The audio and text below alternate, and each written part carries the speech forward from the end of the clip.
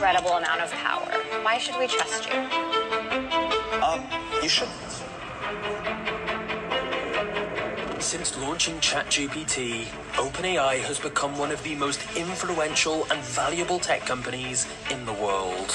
But the story of what's going on behind the scenes is crazy. From trying to overthrow their CEO to completely abandoning their original principles, this video is the insane history of OpenAI. But it's also a journey through the past, present, and future of artificial intelligence. And this is a story that affects us all.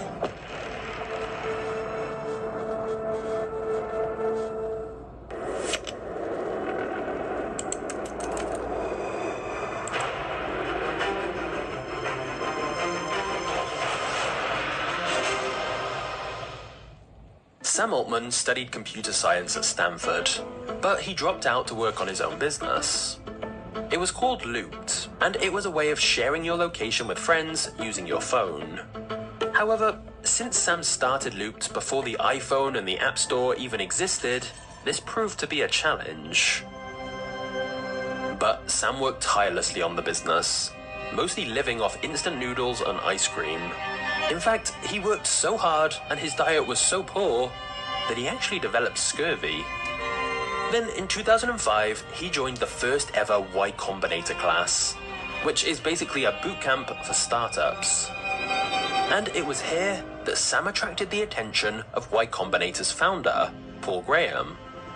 Paul had a lot of business experience and became a mentor to Sam, as the two got on extremely well. However, Paul also observed something curious about Sam. He said, "Sam is extremely good at becoming powerful. You could parachute him into an island full of cannibals and come back in 5 years and he'd be the king." Interestingly, before long, Sam ended up becoming president of Y Combinator. This meant at just 30 years old, Sam Altman was now leading the most prestigious startup accelerator, which allowed him to build relationships with many of Silicon Valley's most influential entrepreneurs. Sam became extremely well connected, and his reputation in the tech world grew massively. Sam soon began doing more public speeches, and one of his favorite topics to discuss was artificial intelligence.